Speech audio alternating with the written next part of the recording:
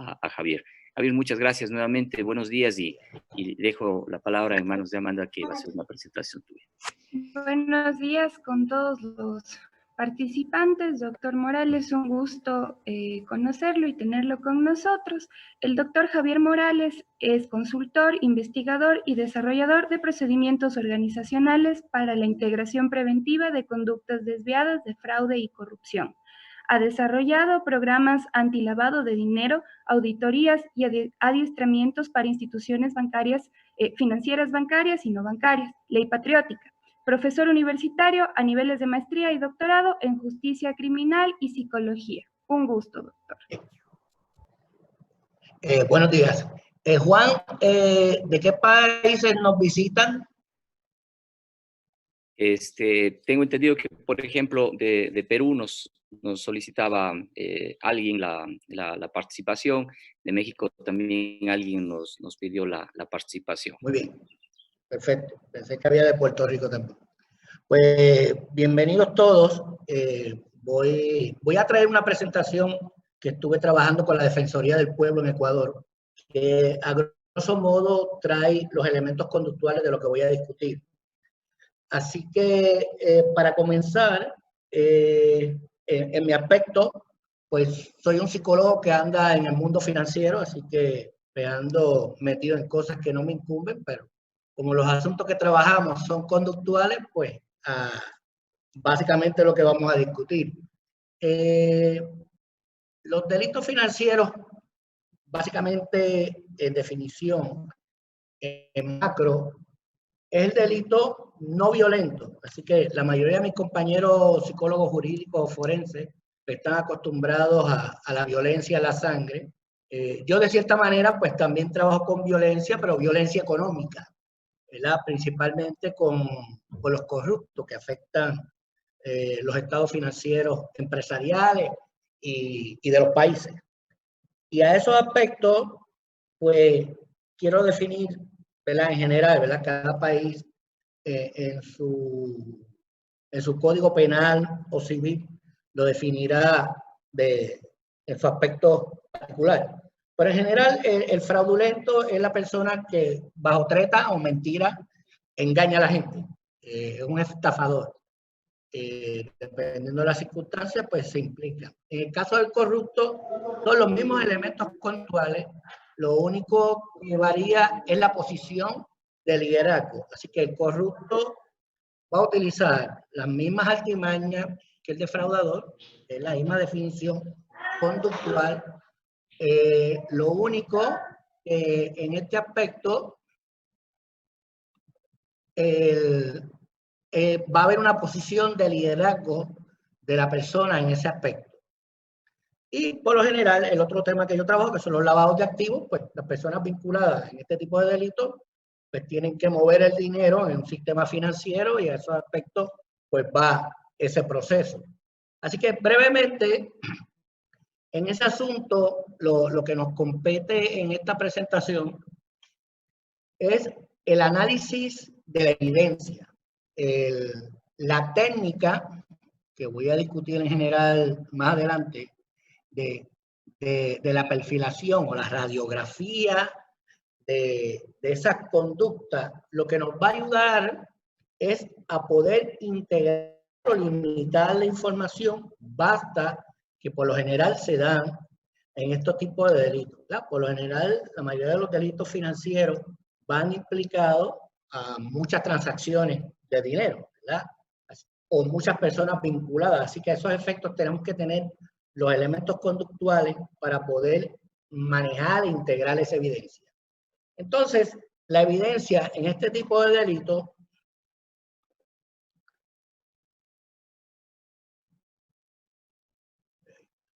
¿se ve la presentación, Juan? ¿No se ve la presentación? No la vemos.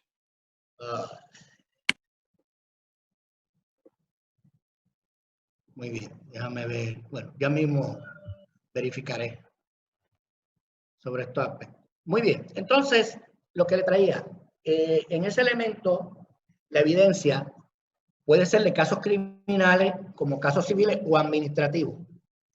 El factor del manejo de la evidencia es el preventivo, que es el menos que se utiliza. Y mayormente las industrias o las organizaciones lo implican a base de lo que ellos llaman auditorías o evaluaciones de transacciones, etc. Así que en ese elemento preventivo, en los delitos económicos, ¿verdad? Tiene ese fraude, corrupción, etcétera, algún otro tipo de estafa.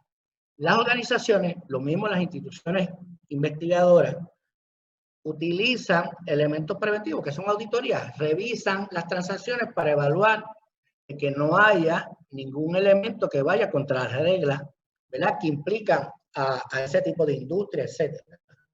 Acá, mayormente las instituciones de gobierno que están constantemente sobre ese manejo, pues son lo que llamamos Hacienda o las instituciones que velan por los pagos de impuestos. Y a esos efectos, pues evalúan que esas transacciones de forma preventiva. Pero eso no es realmente la práctica que más se da. Así que las instituciones privadas y lo mismo, los entes investigadores son más reactivos en el sentido de que reaccionan. Hubo un fraude, hubo una corrupción, robaron en una institución financiera o alguna institución de gobierno, así que hay una queja o alguien da una información de forma confidencial o directa y entonces somos reactivos, entonces vamos a ese proceso de investigación.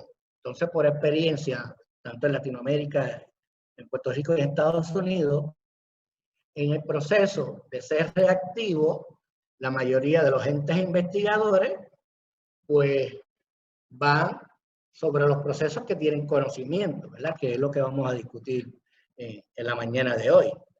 Así que por lo general, acá en Puerto Rico y muchas instituciones de gobierno de Estados Unidos le dan ciertos adiestramientos preliminares sobre esta temática, es para que tengan una base cognitiva para cómo el manejo de estos casos. Pero con el mundo de la tecnología y cómo se va moviendo el mundo el día a día con la globalización, realmente las personas que se dedican a delinquir en estos aspectos económicos cada vez tienen más herramientas y cada vez son más sofisticados. Por ejemplo, un elemento que está fuera de control, que ahora mismo Estados Unidos, Europa, tiene un problema de mayor envergadura, son las criptomonedas o las monedas interactivas, donde realmente no hay un control porque son dinero que tenemos interactivo en el aire, así que no hay forma de saber si es dinero legítimo, si es dinero fraudulento o si es dinero que se está lavando. Es bastante complejo. Así que esos efectos, los entes investigativos tienen que tener otro tipo de herramientas para poder ir manejando este tipo de delitos. Juan, disculpa un momentito, estoy tratando de poner la presentación que se vea, pero no me sale. ¿Tendría que integrarla aquí mismo a Zoom? Tengo entendido que sí desde tu usuario. En este momento lo hice a usted también anfitrión, entonces no habría problema con que ponga la presentación porque usted también sería como anfitrión. Ok, sería... Podemos darle un direccionamiento en ese sentido, tal vez, Amanda. Hay un parte que dice share screen, como compartir pantalla. En esa parte aquí. creo que... ahí creo que tendría que subirla. Aquí se ve. Ahora, ¿verdad? Sí, ahí sí se ve. Perfecto. Muy bien. Pues como le dije, esto es una presentación que estuve trabajando con la Defensoría del Pueblo en Ecuador el año pasado y básicamente sobre el manejo de la información pública como herramienta investigativa. Pero siguiendo con la línea de pensamiento, ya en ese elemento reactivo es que entran las instituciones auditoras, investigativas sobre casos que no necesariamente en esta técnica tienen que ser casos criminales, ¿verdad? Puede ser casos que se pueden desarrollar para mismas violaciones administrativas. No necesariamente tienen que ser casos criminales, pero es poder recopilar la evidencia pertinente dependiendo cuál sea el caso y el delito. Y el elemento de control es, una vez analizado, identificado esa evidencia, cuál es la información que se va a tramitar. Porque, por ejemplo, trabajando con entidades investigadoras en distintos países, fiscalía, la problemática de estas unidades es la capacidad de información que tienen, que es demasiada.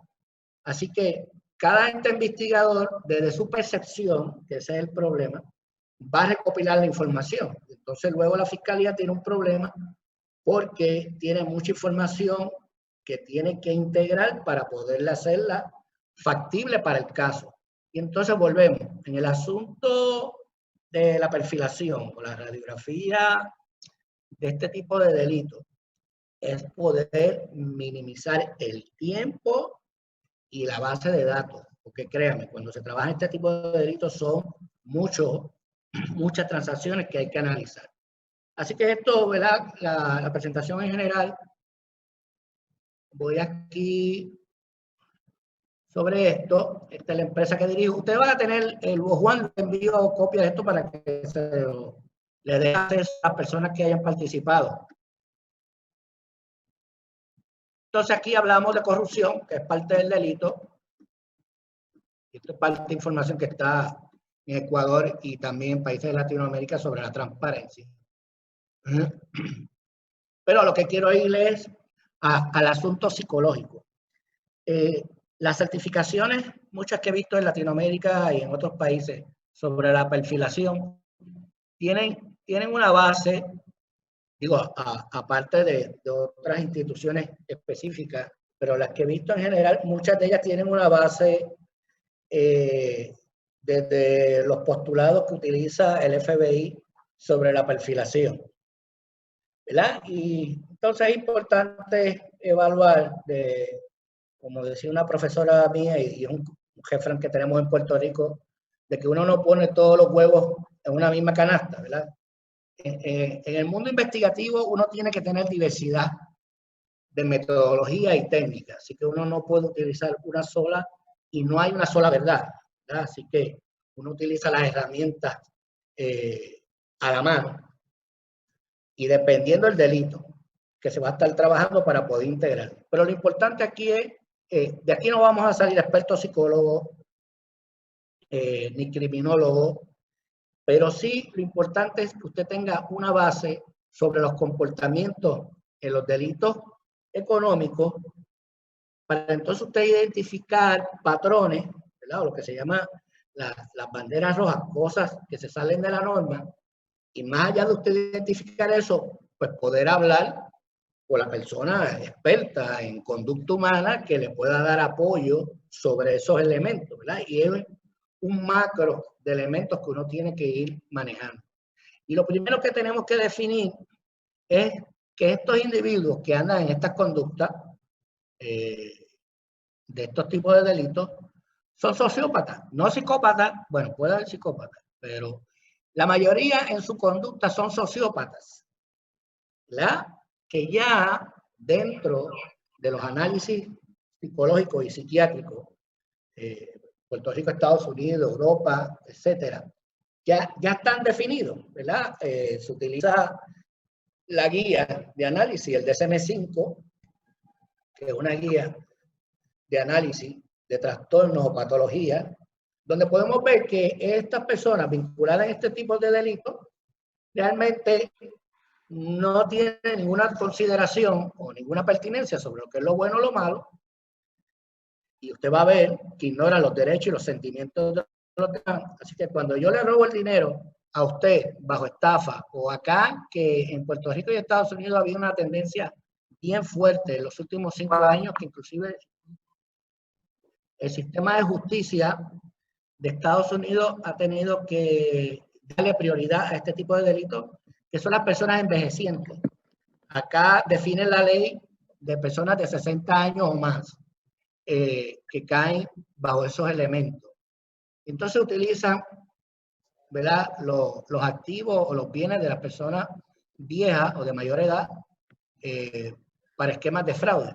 Así que las personas vinculadas en este tipo de delitos, no le importa que esa persona de mayor edad, que esos son el dinero que tiene guardado para poder vivir, ¿verdad?, porque ya no trabaja, no tenga para comer.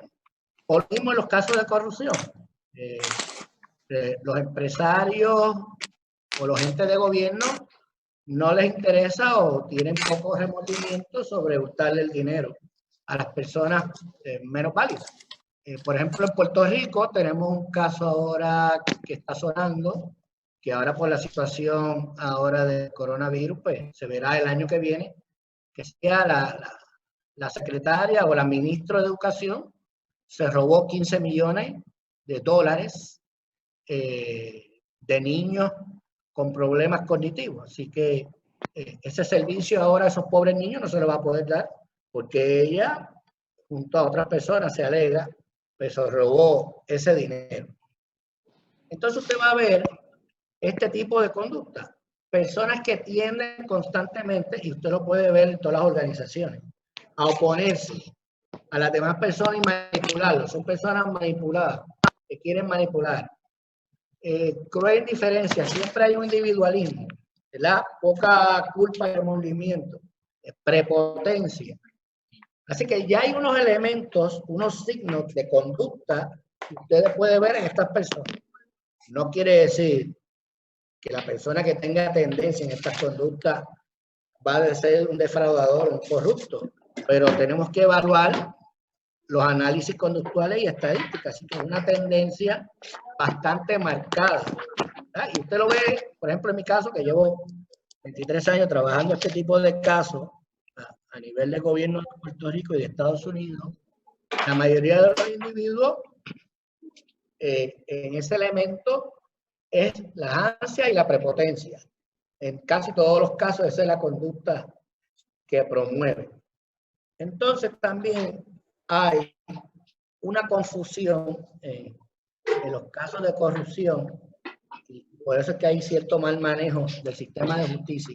Es que se entiende, inclusive investigaciones que he hecho académicas, la gente entiende que el gobierno es el corrupto, y no es así.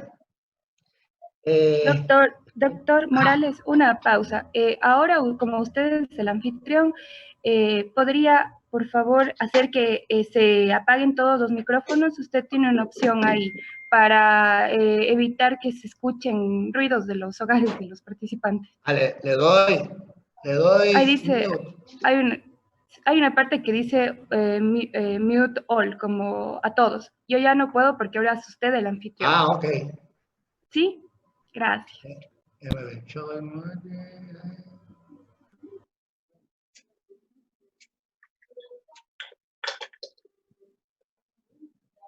¿Ya quedó o no? Todavía hay algunos micrófonos prendidos. Quería pedirles, por favor, que todos apaguemos los micrófonos. Hola, Bermeo, Verónica y algunas personas que están todavía con los micrófonos prendidos. Se interrumpe un poco la charla. Estaba estudiando. Ay, qué tan bueno. Me gusta para chocolate. Yo lo sentí temprano. ¿Verdad que la pagamos? Podemos pasar nuevamente. Sí, Amanda, ¿cómo podemos hacer? Ya está.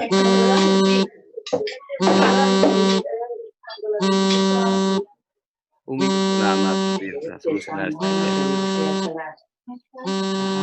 Yo que mi nena me dijo que hasta el 4 de mayo no entran a estudiar.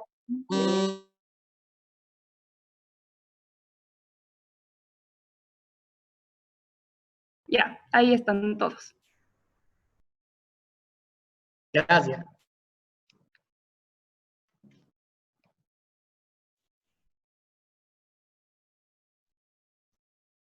Así que le planteaba sobre el asunto de la percepción errada, sobre en el caso de los casos de corrupción, ¿verdad? En esos aspectos pues, hay cierto mal manejo sobre estas conductas porque la tendencia de los entes investigadores y de las personas es que el ente corrupto es el gobierno. cuando en la realidad es el ente privado. Usted puede evaluar todos los casos que esté pasando en Latinoamérica, Ecuador, Perú, México, todo. En todos los casos hay un vínculo empresarial privado como parte de esos actos de corrupción. Y también hay una tendencia, que lo explicaba recientemente al Colegio de Contables acá en Puerto Rico, hay una tendencia bien marcada en todos los casos, es que en todos los casos hay o un abogado o un contable, o hay un abogado que estudió contabilidad o un contable que estudió abogacía. Pero en la mayoría de los casos hay personas vinculadas a estas profesiones. Habrá que evaluar un poco, ¿verdad?, sobre las conductas de las personas vinculadas en estas profesiones. Y por ende, pues también el sistema de justicia está vinculado a abogados. Así que es como un macro que usted va a ver en este tipo de delitos. Así que continuando, esto es para que tengan una idea. Básicamente, las personas que trabajan con los asuntos de delitos económicos, fraude, utilizan la teoría de Creasy del 73 para establecer que las personas, cuando cometen este tipo de delitos, es porque tienen algún tipo de presión, o parte de la racionalización es que lo justifican, yo me lo merezco, o la empresa gana mucho dinero, o el asunto de las oportunidades. Tenemos que ir analizando que estamos en el año 2020. Y entonces esta teoría tiene básicamente unos 40 y tantos de años. Así que es imposible que usted esté manejando con aspectos teóricos de 1973 conductas de este siglo. Así que hay que ir al asunto un poquito más profundo sobre el asunto conductual y este tipo de delitos. Y la realidad es lo que trae Sutherland en el 39, que todavía se aplica, es el elemento de aprendizaje. Para usted poder cometer o defraudar o estar vinculado a un delito económico, tiene que tener un proceso cognitivo, ¿verdad? Tiene que tener un proceso de aprendizaje para poder llevar a cabo con éxito ese delito fraudulento o de corrupción, etcétera. Y por lo general es con las personas que usted se relaciona o sus pares, ¿verdad? Eso es lo que trae Sutherland. Y realmente al sol de hoy los elementos psicocognitivos es lo que se aplica. Y más allá, Bandura con su teoría de aprendizaje social, es parte de los vínculos desde la familia, que tiene que darle unas herramientas de valores, y luego usted se va integrando a la sociedad, y se supone que con esa base de valores, pues usted no se vincule a delitos fraudulentos. Aunque haya otras variables, pero la realidad, dentro de ese proceso, pues Bandura establece que cuando usted rompe con eso, va a haber unas justificaciones para usted delinquir en los delitos económicos. Y parte de esto es la psicología de la ética, donde vamos al individualismo, donde pensamos primero en nosotros y luego racionalizamos hacia los demás. Así que siempre en este tipo de delitos, uno va evaluando cuál es el beneficio individual, porque la realidad es que en los más de 20 años que llevo trabajando este tipo de delitos, no he visto ningún delincuente, ni uno solo, que trabaje voluntario para robar. Así que todos van a tener un beneficio individual, sea por alguna posición, sea por algún beneficio económico, pero siempre hay un elemento de beneficio individual. Por eso es que cuando vamos evaluando el delito, analizándolo, tenemos que ir analizando estos elementos teóricos, ¿verdad? ¿Quién se beneficia de este proceso? ¿Cómo aprendió de este proceso? Si tiene la capacidad de poder llevar a cabo este fraude. Si las personas vinculantes le pueden dar apoyo. Así que todos estos elementos teóricos usted lo va a ver en el delito, ¿verdad? Lo que hay que ir es identificando conductas, ¿verdad? Que ahora, pues más adelante voy a ir discutiendo sobre cuando uno va ya haciendo la radiografía o perfilando este tipo de delitos. Muy bien. Déjenme continuar porque las preguntas son pues al final. Esto es para ustedes, ¿verdad? Esto es informativo sobre la revisión de literatura sobre este tipo de conducta. Así que al momento continúan en las mismas investigaciones. Las personas vinculadas a fraude, corrupción, etcétera, este tipo de delitos promueven o están vinculados a conductas de avaricia o, como dije, motivaciones personales, psicología de la ética, una conducta individualista, psicología de la ética nuevamente, egocentrismo y avaricia, ¿verdad? Lo que hablamos sobre la sociopatía. Asuntos de personalidad y percepción de la justicia.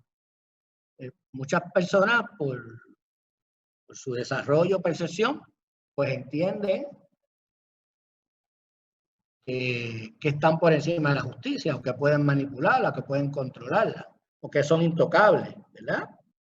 Que también se ve mucho en los casos de organizaciones mafiosas, etcétera.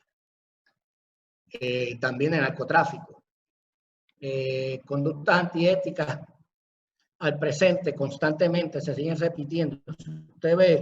Si usted va desde los comienzos del ser humano al momento, siempre ha habido elementos conductuales de personas tratando de manipular los procesos o, ¿verdad?, de ir sobre estas conductas fraudulentas. La misma literatura es importante que lo anoten y lo tengan presente. La misma literatura lo establece. No importa la organización que usted esté, en la universidad, en el sistema de justicia, en su trabajo, en cualquier empresa, sea de gobierno, el 3% al 7% van a estar vinculados a conductas desviadas o conductas contraproducentes. Las desviadas son las conductas ilegales. Las conductas contraproducentes son las que van contra las reglas administrativas. Pero de una forma u otra hay una conducta que no va paralelo a lo que está establecido. Así que ya usted sabe, si en su organización hay 100 personas, van a haber entre 3 a 7 personas que van a hacer cosas ilegales. Entonces, cuando ponemos un asunto más macro a nivel social, ¿verdad? Los países con conducta con mayor defraudaciones o corrupción, va de un 7 a un 12%. ¿Verdad? Si vemos, incluyendo a Puerto Rico, si vemos las conductas en Latinoamérica, incluyendo a Puerto Rico, la tendencia a estas conductas va eso mismo, de un 7 a un 10, 12% de los roles que se dan constantemente. Muy bien, pues esto es informativo para ustedes, para que vean cómo es que se desarrollan este tipo de conductas y que son latentes, no importa la organización o donde usted esté vinculado. Así que, por lo general, muchas de las organizaciones que trabajo, que sea de gobierno o privada, decía un compañero contable, el primer paso es la aceptación, trayendo el comentario sobre los 12 pasos de Alcohólicos Anónimos o Narcóticos Anónimos, donde el primer paso es la aceptación de su enfermedad. Y lo primero que tiene que aceptar la sociedad y las organizaciones y el sistema de justicia es que esto va a pasar, está pasando y se está desarrollando. Y entonces, por lo general, en los casos de fraude de mayor envergadura o de corrupción, como hay personas de mucho poder vinculados, pues son bastante solapados el manejo de los casos. Y entonces no hay una mano dura sobre estos procesos. Digo, a diferencia, hay países que tienen cero tolerancia real, que China o Singapur, que tienen la pena de muerte a cualquier persona que cojan estos actos de corrupción. Pero en Puerto Rico, Estados Unidos, Latinoamérica, pues somos más lenientes, ¿verdad? Somos más permisivos por las personas que están vinculadas por lo general en estos tipos de casos. Pero lo que pasa es que a nivel conductual Si son más lenientes, la conducta va a estar latente y repetitiva, ¿verdad? Si no hay un elemento de control.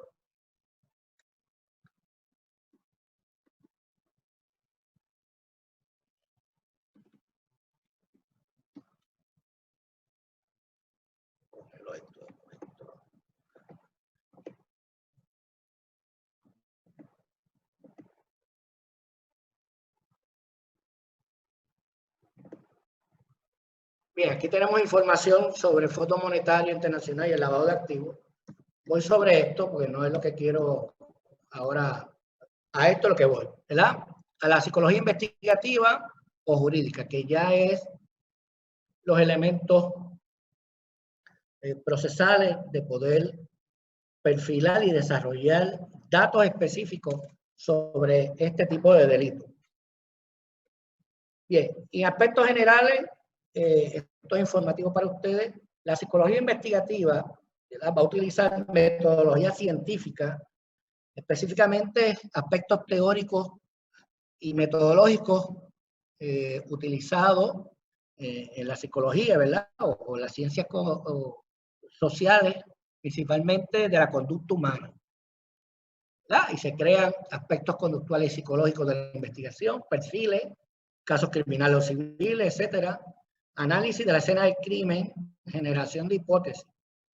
La generación de hipótesis a base científica. Recientemente había un compañero de México, Miguel, hablando sobre los asuntos de perfilación y traía estos elementos que usted tiene que traer base empírica. No puede ser porque la luna lo iluminó o porque usted, por alguna razón u otra, entiende que es así sin tener ningún elemento científico que lo refuerce.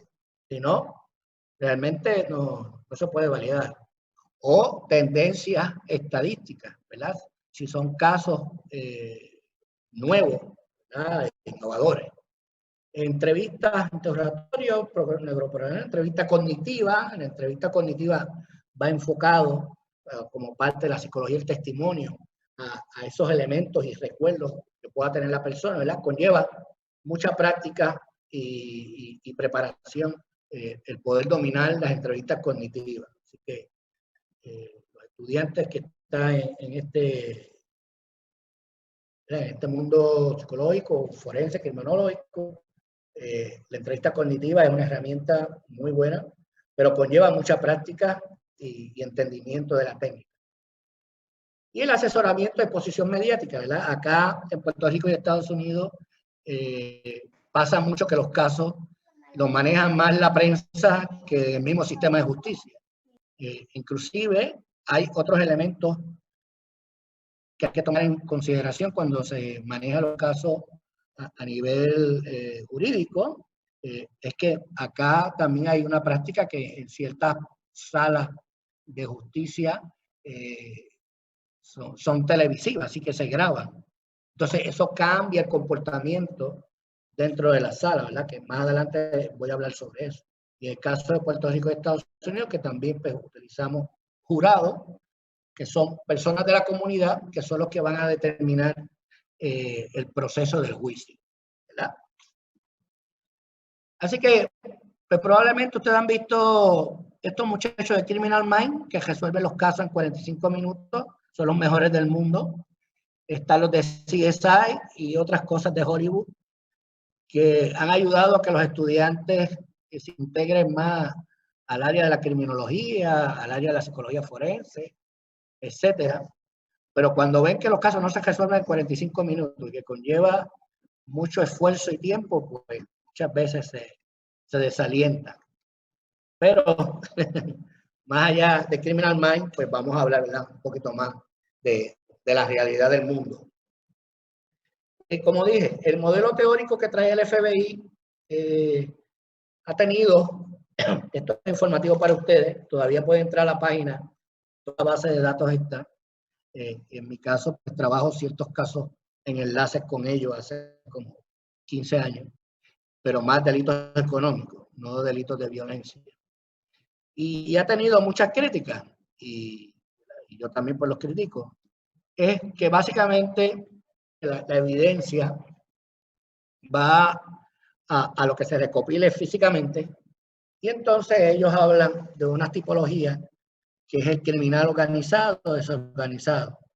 Sí, básicamente el criminal organizado es el que está estructurado, que ya hay una predisposición y estructura, y valga la redundancia, organiza su delito. El desorganizado es básicamente pues una forma esporádica por alguna situación, un acto violento de momento, agredió a otra persona y lo mató, no había una predisposición, o básicamente pasó por la tienda, vio la oportunidad de robar y pues robó, ¿verdad? Pero no había una estructura. Y entonces, parte de lo que utiliza como parte de su estructura de perfilación es la experiencia del investigador. Y entonces, en mi caso, la mayoría de mis estudiantes son personas vinculadas al sistema de justicia. Y muchas veces los estudiantes me dicen, pues yo llevo 20, 25 años en homicidio o investigando delitos económicos, etcétera. Y entonces llevan 20 o 25 años con los mismos métodos y las mismas técnicas, pues es imposible que usted pueda resolver un caso, ¿verdad? Inclusive en Puerto Rico, el porciento de casos resueltos no llega a un 3%. Así que aquí el crimen pues le va muy bien, paga bien. Así que como parte de esto, pues el FBI recopila la evidencia de la escena, compara con patrones previos, y otro elemento es que no todos los delitos son iguales, ni todo el mundo se conduce igual, aún así comete el mismo delito. Y entonces va a crear tipologías del sospechoso. Por eso es que en estos aspectos, ¿verdad? Ha tenido muchas críticas.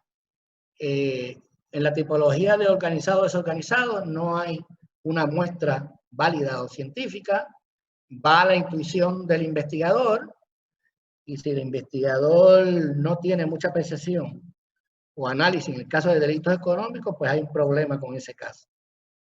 Elementos estandarizados, etcétera. Así que se queda un poquito corto y al momento verá el FBI con esos elementos. Y no, las personas que trabajan en estas unidades no son específicamente personas que sean psicólogos o expertos en el área de conducta humana. Puede haber diversidad.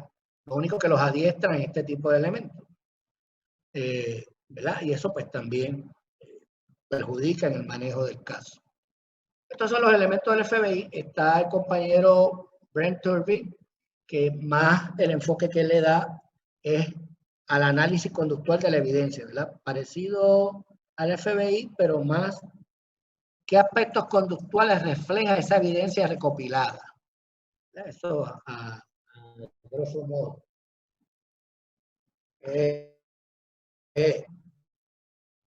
Bastante bueno de referencia.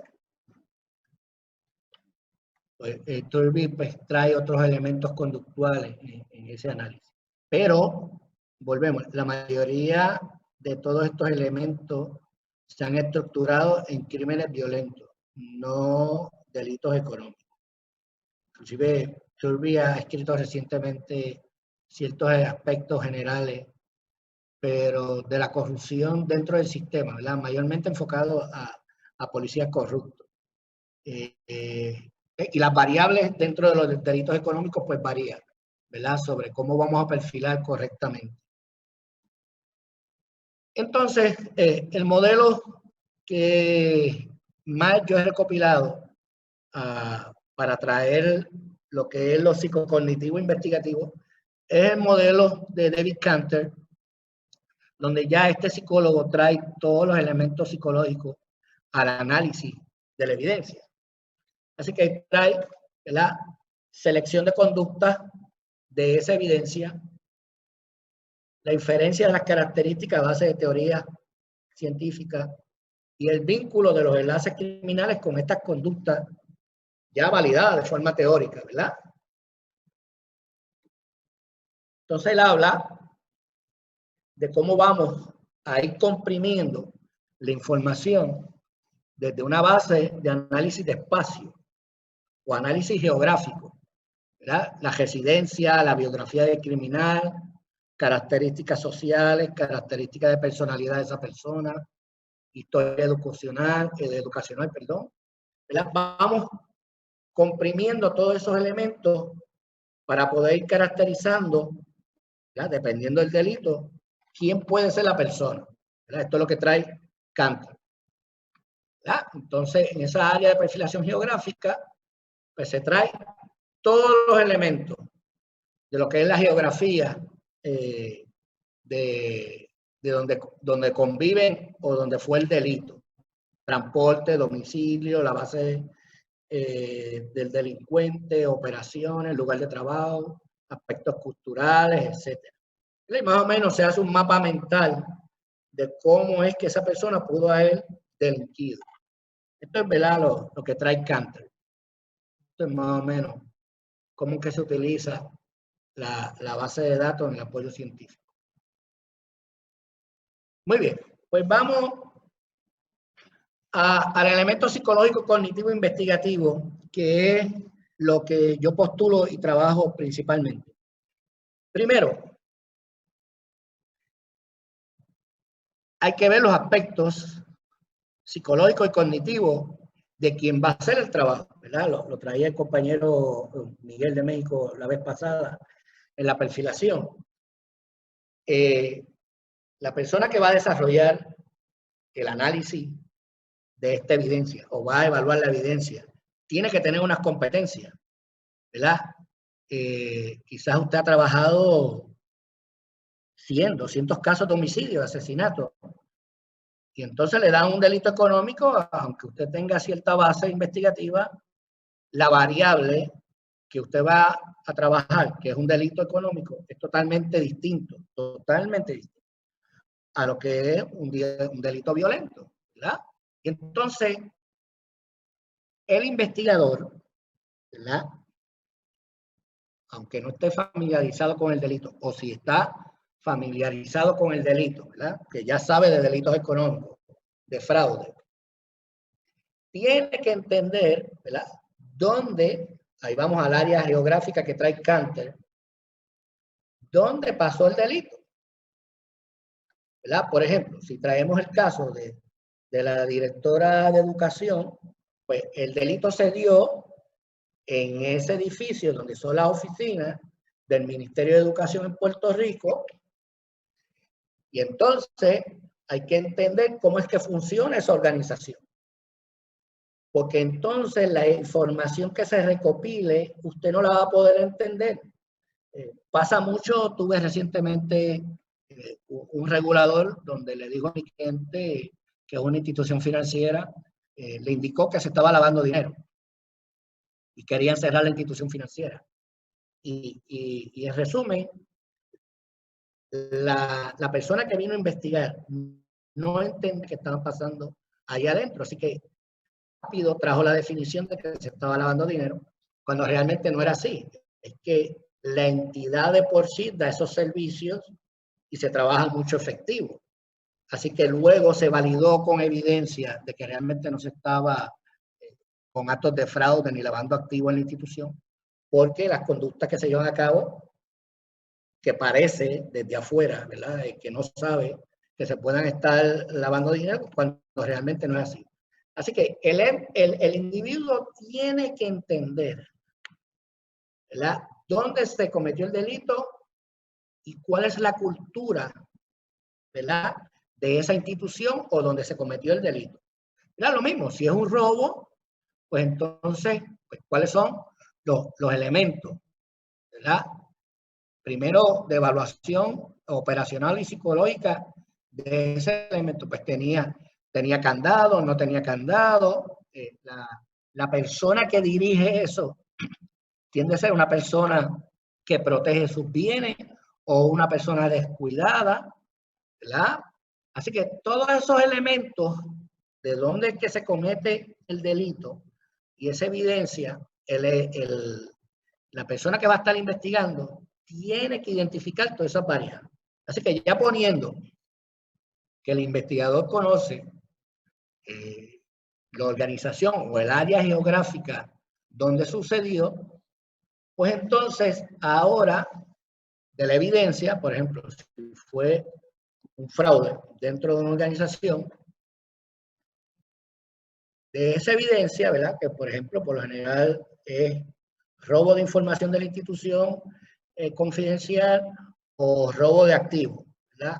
La persona internamente utilizó su posición para robarse los activos, ¿verdad? Que eso es lo que puede pasar, lo mismo pasa con la corrupción, etc. Así que tenemos que evaluar, entonces, de ahora, de forma psicológica, si ese individuo, o digo, perdónenme, ¿qué individuo en la organización, ¿verdad? Cuando usted va entrevistando, tiene la tendencia, como dije previamente, a esas manifestaciones que hablamos conductuales, a la prepotencia, al abuso de poder, al narcisismo, a que le importe poco los valores de los demás? Así que dentro de la organización vamos evaluando ese tipo de conducta, porque probablemente de 100 personas usted logre identificar quizás 20 con esas características. Muy bien. Y entonces los aspectos psicosociales que van a esas personas, que donde, ¿verdad? Y con las personas que comparten fuera de la institución de trabajo e internamente, ¿verdad? ¿Con qué personas yo me vinculo? Porque parte de los elementos que pasa en este tipo de conducta también pasa en narcotráfico y, por ejemplo, en conductas de instituciones como la mafia. Es que psicológicamente yo tengo que vincularme con mis personas de confianza, porque yo necesito a alguien que me proteja. Yo necesito a alguien que proteja los activos que me he robado, o yo necesito a alguien que me proteja de que se me pueda vincular al delito. Así que por lo general, cuando vamos integrando, ¿verdad? Dependiendo de la evidencia, vamos creando vínculos. Pues, ¿con quién esta persona constantemente comparte? Por lo general, fuera de la institución organizacional, son con los familiares, vecinos o amigos, son la persona directa, porque psicológicamente la persona dentro de estos delitos necesita tener control. Así que si yo llamo un ente, yo estoy en Puerto Rico y llamo a mi amigo Juan y le digo, pues Juan, me robé $1 millón, necesito ponerlos en Ecuador, pues me desvincula porque no tengo control del dinero, ¿verdad? Está en otro país. Así que yo necesito un ente que esté directo conmigo, un ente que yo pueda supervisar, un ente que no me vaya a robar a mí también. Así que cuando vamos desarrollando los aspectos psicológicos en este tipo de delitos, tenemos que entender, ¿verdad? Ya expliqué del ente investigador, pero tenemos que analizar esa personalidad y conducta de esa persona, si es vinculante a los elementos teóricos que expliqué. Y si afuera, porque muchas veces las personas se conducen de una forma dentro de la organización y afuera se conducen de otra. Entonces, lo bueno que ahora tenemos de las herramientas de investigación son las redes sociales, ¿verdad? Con usted entrar a Facebook o cualquier otro ente de relaciones sociales, y más ahora con el asunto del coronavirus, que la persona pues tiene que estar más integrada en estas redes sociales. Inclusive acá hay fiestas vinculantes, donde la gente entra, donde hay ciertas de personas de forma interactiva en una fiesta, como si fuera una fiesta en una discoteca. Pues esos elementos usted tiene que evaluarlos, ¿verdad? Donde la persona y con las personas que se vinculan, porque eso le va a dar a usted, ¿verdad? Una imagen de que con quién esta persona comparte, con las personas que se puedan estar vinculando. Y probablemente haya personas vinculadas a otro tipo de delito o vinculadas a las mismas estratas sociales. Acá por lo general los casos de corrupción, lo mismo. Se ha dado entes de gobierno con entes privados, pero son entes privados que son sus amigos o son amigos de sus amigos. Así que hay un vínculo directo. Y ahí lo mismo. A ese amigo del amigo le doy la oportunidad con una empresa. Y así sucesivamente. Cuando vemos todo el vínculo y usted entra a las redes sociales, son gente que están constantemente en las estratas de la alta sociedad, como ellos se quieren proyectar, constantemente compartiendo. Así que es poco probable que en actos de corrupción o defraudación en una organización sean personas que no estén vinculadas a esos mismos círculos. Hay su caso y hay su caso, pero la tendencia es personas vinculadas entre sí. Y entonces, discutía yo con un agente federal de un caso de un banco internacional, donde la evidencia iba directa a un empleado por un robo de más de $3 millones. Y básicamente fuimos a este ejercicio. La persona que ustedes vinculan, ¿qué aspectos conductuales tiene, de la personalidad, etcétera?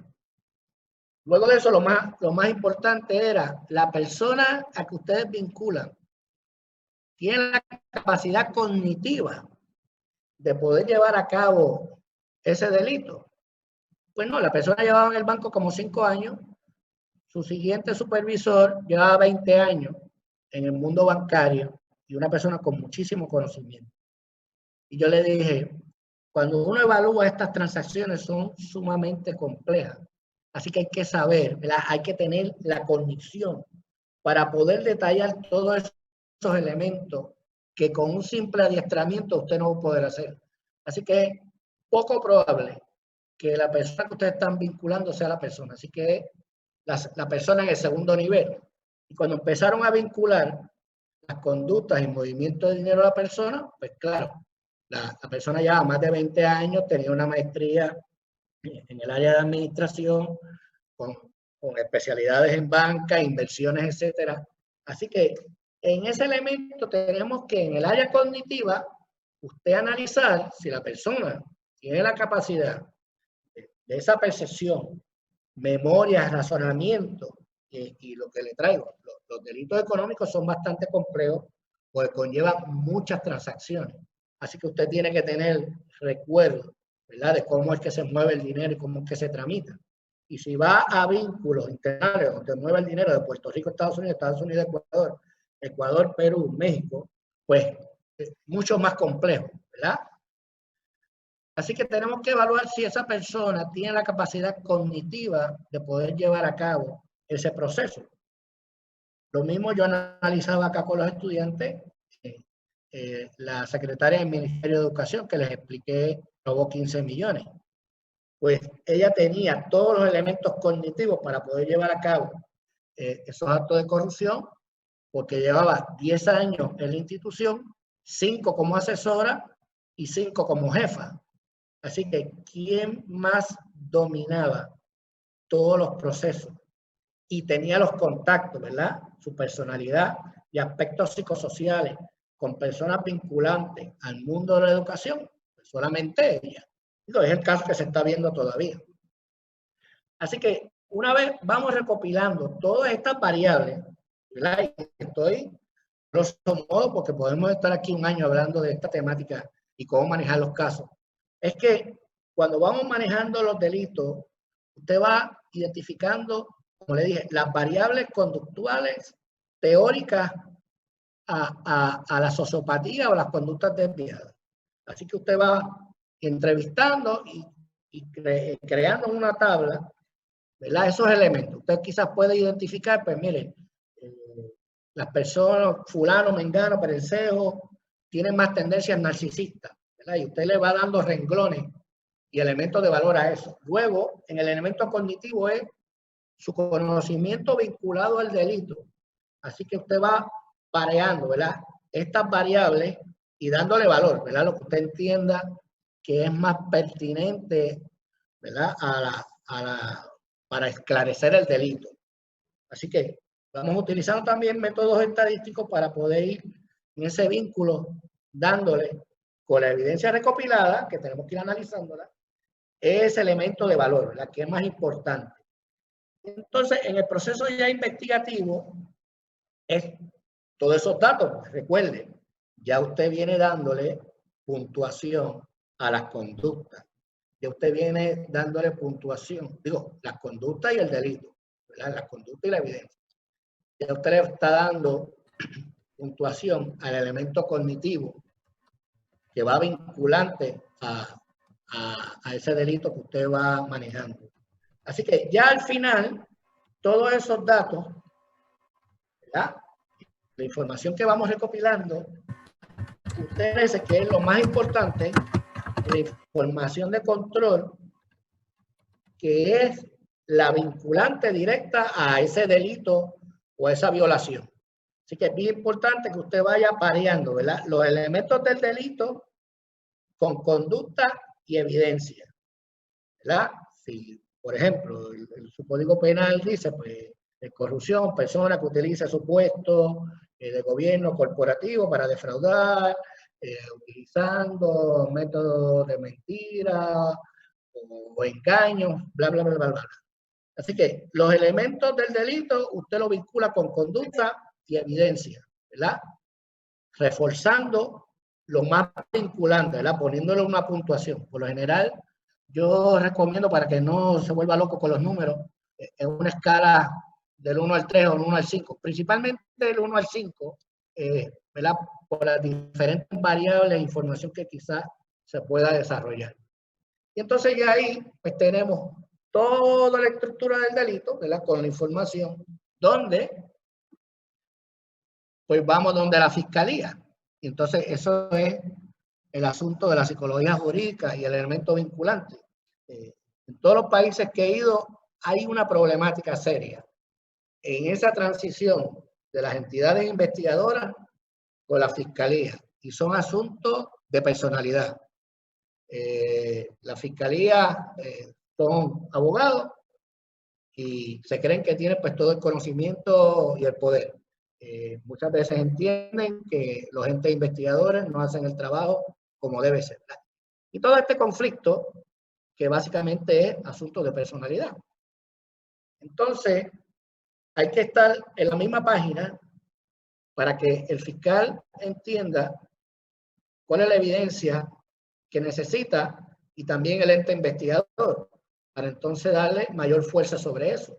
Pero volvemos, la recopilación y las teorías del delito van vinculantes a cómo vamos perfilando, ¿verdad? A estos aspectos conductuales y de evidencia que nos van a ayudar al caso. Así que usted le presenta, le dice, bueno, fiscal, yo tengo información de todos estos renglones, pero la defraudación del ente público es donde más evidencia hay. Lo otro es conceptual. Pues ok, pues vamos con lo más fuerte que tenemos, ¿verdad? Lo que podemos evidenciar con las conductas y evidencias. Entonces ahí establecemos las estrategias del caso, que es parte de lo que yo trabajo. Los delitos económicos, Puerto Rico y Estados Unidos son sumamente complejos, porque a diferencia de los de violencia o homicidio, pues la gente en el morbo le gusta ver la sangre correr. Pero mayormente los delitos económicos, pues ellos entienden que quien se perjudica es o la empresa privada o el gobierno que les robaron el dinero, y no se ven como elemento vinculante. Así que es un poquito más complejo el manejo de estos casos. Digo, que le vean la pertinencia en esos procesos. Y también hay una problemática, que en los casos de corrupción, la tendencia del sistema de justicia, de la fiscalía, es a procesar al ente de gobierno y no procesar al privado. Entonces, eso envía un mensaje. Si eres privado, roba con el de gobierno, luego te haces testigo del pueblo y sales bien, ¿verdad? Entonces, un poquito esa problemática acá con los delitos económicos. Y entonces, ahora vamos al asunto, ¿verdad? Cognitivo. Cómo presentar la evidencia y la secuencia de los eventos, porque probablemente, como le dije, acá en el caso de los jurados o el juez, en los casos de delitos económicos, probablemente la persona no sabe ni cuadrar su chequera. Quizás la persona no sabe nada del sistema financiero. Si usted se pone a hablar de que hubo transacciones de criptomonedas, donde hubo unas transacciones de un banco de Puerto Rico al de Ecuador y de Perú, y luego ese dinero, que era dinero en dólares, se transformó a la moneda de ese país, luego se transformó en criptomoneda, la persona se va a perder. Y una vez esos elementos en el cerebro no crean una relación, una lógica, pues la tendencia es a favorable a la persona que comete el delito, ¿verdad? Porque no se entendió la evidencia, ¿verdad? No la ven pertinente. Y entonces, pues, los testimonios. He estado con agentes que llevan 20, 25 años, esos muy buenos agentes, pero nosotros les decimos que le da el frío olímpico. Una vez va al estrado a plasmar la información de su investigación, se pone nervioso. Entonces, si usted está nervioso, aunque tenga conocimiento de la información, el cerebro se va a concentrar en eso que le crea temor. Así que su testimonio va a ser vago. Y entonces, pues vamos a tener problemas también en poder procesar este tipo de casos, ¿verdad? Así que todas estas variables, desde la investigación, ¿verdad? El perfilar las conductas con la evidencia, poder estructurar cada detalle del proceso con aspectos conductuales. Luego, usted, los elementos más importantes de ese delito, transferírselo al fiscal, que es el que va a transferir la información. ¿Verdad? Todo esto es psicología pura en la estructura de ese caso. Y si no va en armonía, ¿verdad? Y se lo digo por experiencia, si no va en armonía, agarrado de la mano, en un proceso psicocognitivo, ¿verdad? Dirigido entre el ente investigador y la fiscalía a un punto en específico, el caso no va a proceder. Vamos a tener problemas en el caso. Así que todos estos elementos vinculantes, ¿verdad? De personalidad, todos estos elementos, todas esas variables tienen que tomarlas en consideración, ¿verdad? Lo mismo, con cuánta capacidad tiene el fiscal para manejar este tipo de delitos, qué adiestramiento habrá que darle. Todos estos elementos, volvemos, cognitivos, neuropsicológicos, hay que tomarlos también en consideración el manejo de estos casos, porque le dije, son casos muy complejos. Entonces, ya para ir finalizando, pues esto es más o menos una estructura de lo que se trabaja. La institución financiera o la institución donde se ha procesado el dinero o se ha robado el dinero, o de donde se robó el dinero y se transfirió los activos, pues va a la unidad de análisis financiero y a los entes investigadores, ¿verdad? Para poder, volvemos, todo tiene que estar sistemático, bajo una misma información. Y por experiencia se lo digo, muchas veces las unidades de análisis financiero ven una cosa importante y los entes investigadores ven otra cosa importante. Entonces ya ahí se nos transfirió la información por percepción de cada cual de qué es lo más importante. Luego, para poner el caso más complejo, la fiscalía tiene otros elementos de importancia. Entonces, si estos 4 elementos, desde donde se desarrolla la conducta y los entes que van a analizar la evidencia y recopilarla, no están integrados, volvemos, en un aspecto psicocognitivo investigativo, conducta humana, cerebro y el delito. Todas estas variables tienen que estar vinculadas, no cada cual a su percepción, porque entonces los elementos del caso se pierden. ¿Verdad? Se lo traigo por experiencia. Pues ya hemos finalizado.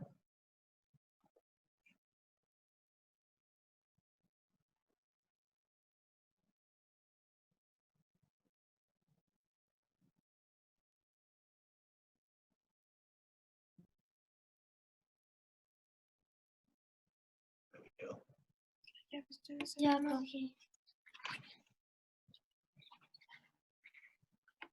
Ahí estamos ya con el audio. Muchísimas gracias. No podía salir con el audio. Muchas gracias, estimado Javier. Les había comentado que están jóvenes estudiantes, pero también se encuentran algunos profesionales de la ciudad de Cuenca, de algunas otras localidades también, de los otros países. Y quería comentarte que también hay gente de Puerto Rico, ¿eh? Así que ¿Sí? también nos están acompañando. Como habíamos mencionado, sería importante que a través del chat podamos incluir las preguntas para que, o sea, no la pregunta, sino pedir la palabra para plantear la pregunta y poder ir en ese orden.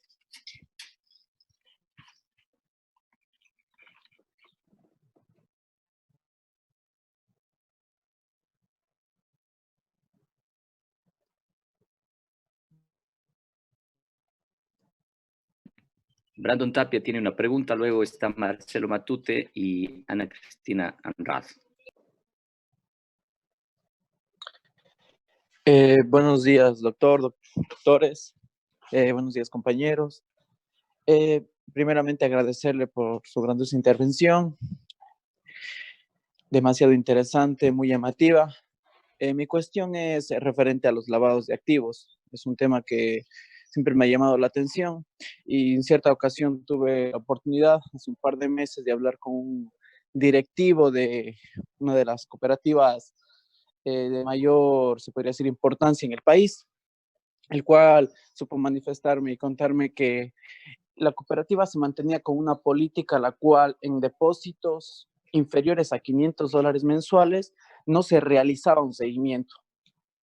A fin de cuentas, esto a la larga, después de un análisis, después se podría decir de 6 años, se logra descubrir que hay sobre las 3,000 cuentas en las cuales todos los meses se depositaba $450 de diferentes personas y se retiraban en los cajeros del país vecino de Colombia. Cuando empiezan a hacer toda esta investigación, se dan cuenta que mensualmente se estaba lavando entre $800,000 hasta 1.5 millones mensuales. Se estaban lavando en la cooperativa.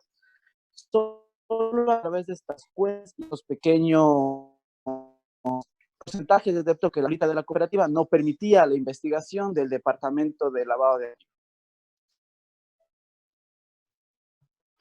Esto ya se captura las cuentas, se les cancela, un departamento del Estado encargado de los mismos lavados de activos, pero nunca se va a lograr llegar al responsable, es decir, o a los responsables.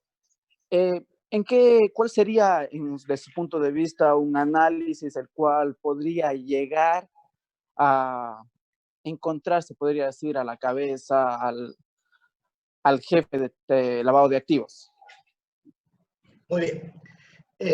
Como dije en un principio, en el caso de lavado de activos, el asunto preventivo, por experiencia de las instituciones financieras, cooperativas, bancos tradicionales, etcétera.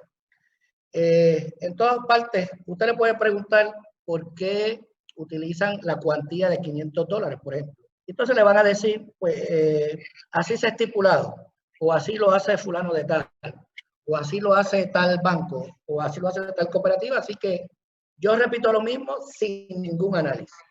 Entonces, en mi caso, cuando analizo las conductas financieras de las instituciones, por ejemplo, cooperativas, etcétera, hay que ir a las características específicas de esa cooperativa o esa institución financiera, porque el programa de lavado de dinero de esa cooperativa, aunque otra cooperativa o otro banco dé los mismos servicios, no va a funcionar igual. Primero, área geográfica donde está.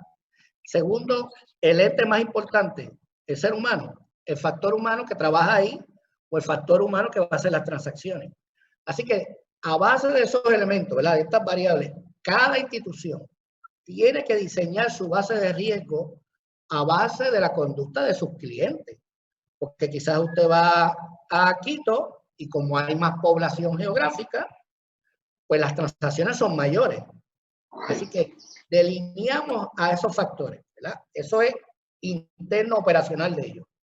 Luego de eso, pues claro, ellos tienen información, ¿verdad? Tienen que crear el perfil. Entonces hicieron esas transacciones, enviárselo a la unidad de investigación financiera para que entonces ellos puedan delinear, perfilar esas conductas y a dónde pueden estar vinculantes a esas transacciones en Colombia, ¿verdad? Así que el proceso más complejo criminal investigativo es que tengo que entrar en enlace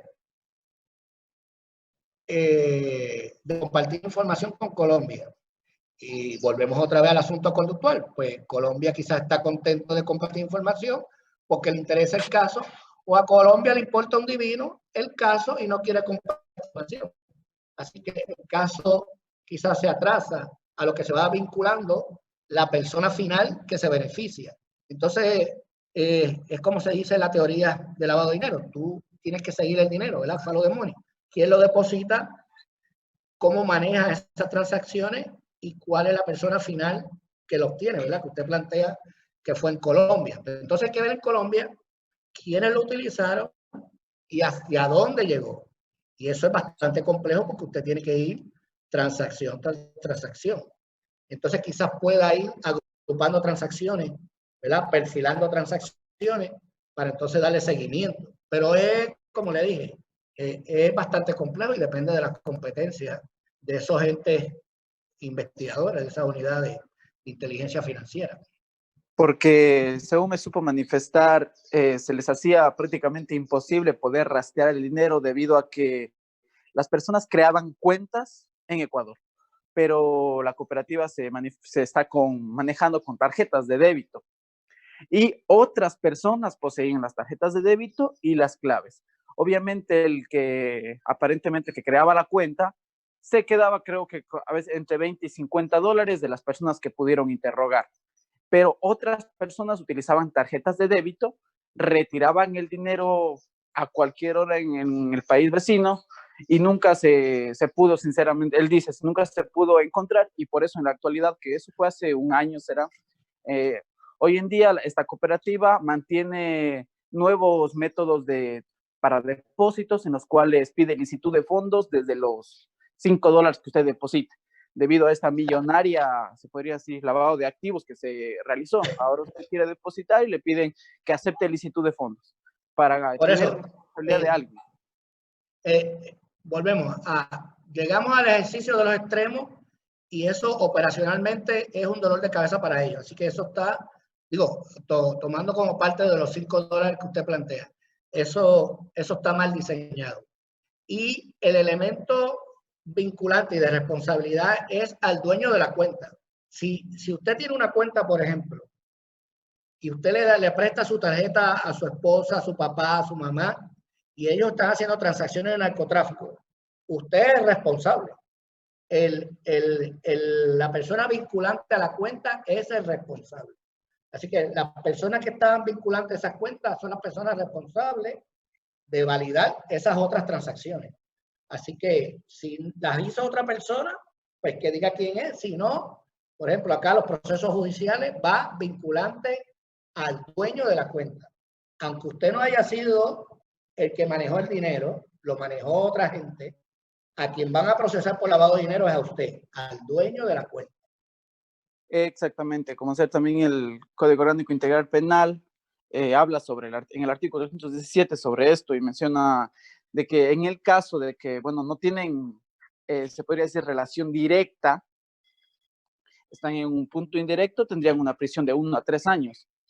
Ajá. Ok, listo, muchas gracias. Bien, un placer. Marcelo Matute, por favor.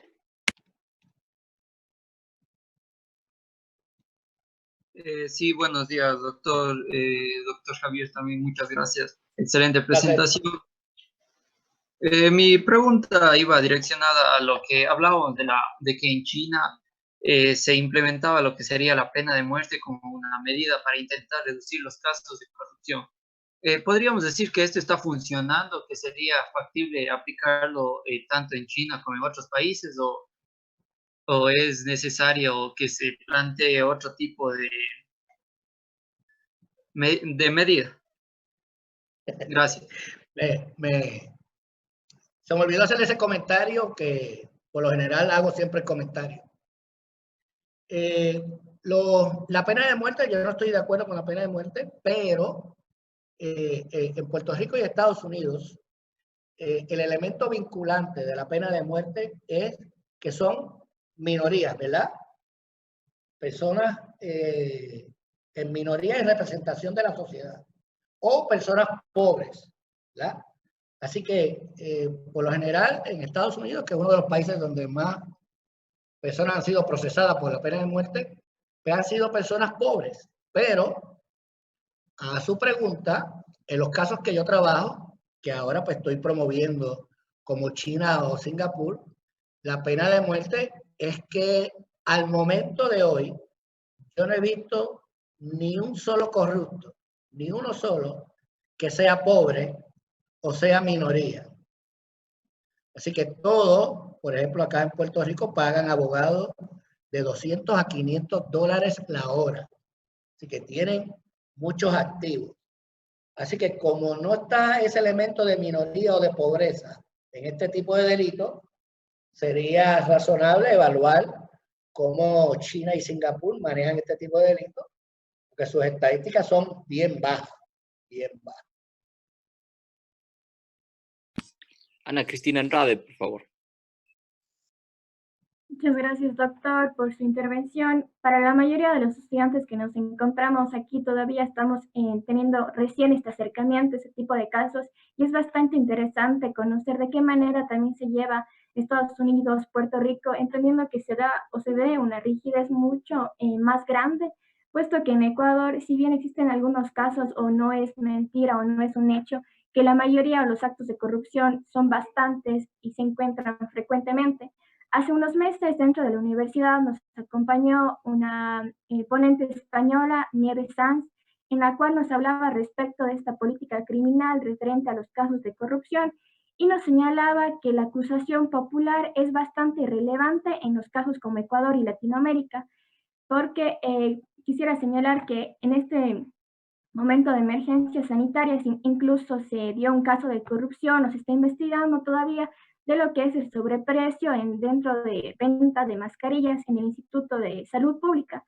Entonces, si bien señalaba que la acusación popular es importante para poder deslindar esta organización que se da, porque sobre todo, como usted señalaba, existen estas personas que están en el poder y es mucho más difícil encontrar evidencia o lograr deslindar el delito que están cometiendo.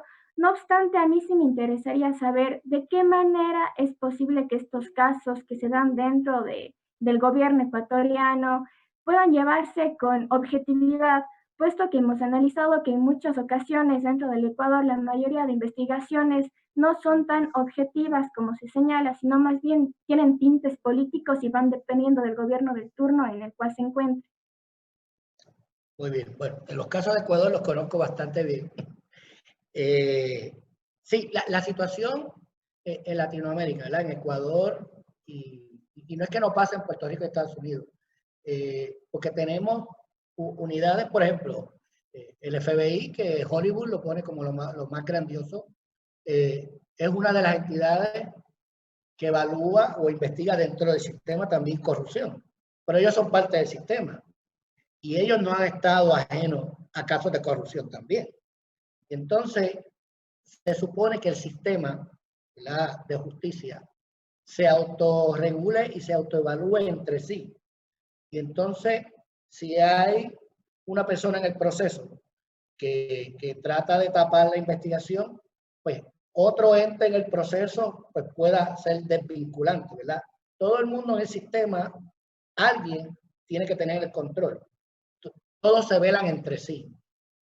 Pero lo mismo que pasa en Ecuador, ¿verdad? Pues pasa acá en Puerto Rico, etcétera, es que esos entes, pues, de una forma u otra, pues, están corruptos también, como dije, de un 3 a un 7%, y entonces, pues, de otra forma, van controlando las investigaciones. Aquí lo que ha tenido muy buena, y en Estados Unidos también, es la prensa investigativa, donde van dando a conocer a la sociedad constantemente cómo se está manipulando y mal manejando este caso, y entonces que fue lo que pasó con Puerto Rico en el verano, donde los sistemas que se supone que investiguen no estaban haciendo lo que hizo la gente, pues salió a la calle. Casi 1 millón de puertorriqueños salieron a la calle a destituir al gobernante porque ya estaban cansados, ¿verdad?, de los asuntos de corrupción y otros elementos. Así que si el mismo sistema está corrupto entre sí, entonces la sociedad es la que tiene que salir a la calle a sacarlo, porque no hay de otra. No hay de otra. Pero sí, se supone que los sistemas entre sí se evalúen. Y lo que he trabajado allá en Ecuador, la información pública, ¿verdad? Que la gente tenga acceso a la información, porque de ahí usted puede también evaluar, ¿verdad?, cómo se están manejando esos actos de corrupción. Muchas gracias. Jimena Adeles, por favor. Listo, muchas gracias. Buenos días, doctor. Agradecemos sobre todo por la oportunidad que tenemos de escuchar su conferencia. Yo iba a preguntar, y mi pregunta iba enfocada sobre todo a lo que ya mencionó mi compañera anteriormente. Sabemos y conocemos que en la realidad latinoamericana siempre ha estado vinculado por este tipo de conductas, como decíamos ya, lavado de activos o estas conductas de delitos financieros. Y sobre todo hablando desde la realidad ecuatoriana, desde mi país, es un país en el cual yo veo que siempre ha estado vinculado con este tipo de actitudes. Entonces, yo quisiera saber, justo mi compañera mencionó anteriormente, que hace 4 días más o menos salió una noticia en la que decía que por esta emergencia sanitaria hubo un sobreprecio a las mascarillas o a los insumos médicos. Entonces, yo quiero saber cómo evitar este tipo de conductas, cómo empezar a cambiar estos valores para nuestro bien en nuestra sociedad. Porque si bien decíamos que estas personas pueden tener algunos perfiles, como nos mencionaba, que pueden ser prepotencia, ansias o narcisismo, sin embargo, pero estas personas o estos políticos o candidatos en primera instancia no tienen estos perfiles. Sin embargo, cuando llegan al poder, vemos que están inmersos en este tipo de casos. Entonces, ¿cómo podríamos empezar a cambiar esto? Muy bien. Bueno, el asunto valorativo, pues, es desde su casa, ¿verdad? Porque, por ejemplo, yo estoy vinculado al sistema económico, financiero, y como siempre digo, si yo aplicara todo lo que yo sé, estuviera millonario mañana mismo. Pero realmente lo que me conduce no es el dinero, ¿verdad? Así que yo tengo un elemento valorativo que no me permite cruzar esa raya. Y el asunto de Ecuador, Puerto Rico, etcétera, que inclusive hoy en la tarde voy a estar hablando de los asuntos de corrupción y esas tendencias con lo del coronavirus. Porque eso mismo, en esos perfiles ya vamos a ver, ¿verdad? Lo mismo que ya está pasando, que usted identifica ya. Acá en Puerto Rico va a pasar lo mismo. Como le digo, de un 3 a un 7%. Van a haber de 3 a 7 personas que van a manipular los procedimientos para beneficio propio. Entonces, como elemento preventivo que usted pregunta, es que la gente entiende y se maneja de que esto no va a pasar. O sea, si usted está consciente de que va a haber de 3 a 7 personas que van a de una forma u otra tratar de defraudar por el coronavirus, o que van a tratar de defraudar dependiendo la compañía o el gobierno, pues usted tiene que estar pendiente a eso. ¿Quién comienza con esas conductas? Porque lo mismo pasa con los políticos en Puerto Rico. Pues son muy honorables y toda esta cosa que ellos hablan, no importa los colores, porque acá pues los vinculan mucho con los colores. Es el asunto que una vez la conducta está latente, es que una vez lo pones en el poder, ahí es que se refleja la conducta, porque mientras tanto no tenía poder para poder reflejarla. Así que una vez usted lo va escuchando en esa manipulación y ese exceso de poder, ya usted sabe que está a la raya de que va a cometer un acto de corrupción. O sea, está ya su conducta, su discurso lo dice. Y entonces estos son los elementos, ¿verdad? Lo que estuve discutiendo previamente es lo que tenemos que estar pendientes. Primero, de un 3 a un 7% alguien va a hacerlo. ¿Quién va a hacer? Pues vamos a ver sus conductas. Pues mire, o ya estos políticos ya van reflejando estas tendencias. Pues échenle el ojo, porque no falla. Ellos o su amigo se van a robar el dinero, ¿verdad? Y volvemos. La información pública que ustedes tienen acceso allá en Ecuador, ¿verdad? En los distintos países, es importante. Cuando yo estuve el año pasado en Ecuador, me traía un compañero y me decía, bueno, aquí hay un político que todo el mundo conoce, y que parece que es algo público, que vive en una región que las casas comienzan en $500,000. Y todo el mundo sabe que es imposible que con el sueldo de político pueda vivir en esa región. Y la persona me dice que lleva como 7 años viviendo en esa región. Pues yo le digo, bueno, si usted lo sabe, es público, pues alguien tiene que hacer algo contra eso, ¿verdad? Porque la conducta financiera es bien sencilla. Si usted se gana $50,000 al año, su conducta financiera es de $50,000 al año. Así que es imposible que pueda tener una casa de $500,000, ¿verdad? ¿Verdad? Todos estos elementos vinculantes que la información es pública, usted la puede ir analizando y darle seguimiento, porque es que de algún lado está saliendo el dinero. De algún lado está saliendo el dinero. Estamos con Amanda Jaramillo, posteriormente Martín Pineda, César Vanegas y Ángel Obando. Bueno, nuevamente buenos días a todos los participantes. Buenos días, doctor. Felicitándole por su ponencia, en realidad bastante práctica, y justamente por el tema de la practicidad es que surge mi pregunta. Yo noté que en una de las diapositivas usted puso una foto de una película que es bastante famosa, se llama Atrápame si puedes. Y bueno, justamente la vi hace un par de días. Y más que el tema hollywoodesco y la historia y todo, lo que me gustaría saber es que, bueno, la historia de esta película se centra entre los años 60, 70, y básicamente habla sobre falsificadores de cheques. Pero mi pregunta es si ahora, con toda la tecnología que existe, con todo el control que se le aplica a los cheques, si aún así hay gente que en realidad puede falsificar cheques, y como no sé si, como qué técnicas utilizan para hacer que los cheques se vean reales, porque como les digo, en ese momento quizás es un poco más sencillo, pero ahora con 40 años de avance tecnológico y de información y de formación, creo que resultaría más difícil. No sé si eso se puede seguir haciendo. Muy bien. Lo primero, en el mundo del fraude, que usted tiene que entender, y ahora la tecnología. Hay un refrán que dice, el que hizo la ley, hizo la trampa.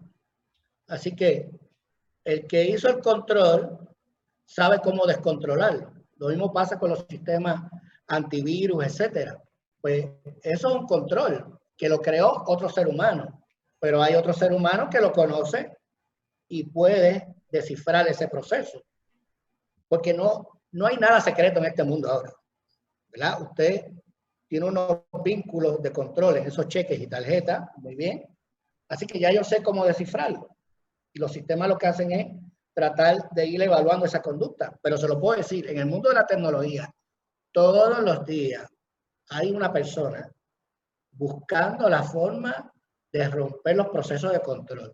Por eso es que usted lo ve constantemente en los virus que entran a la computadora, sistemas que afectan los sistemas de teléfono inteligentes.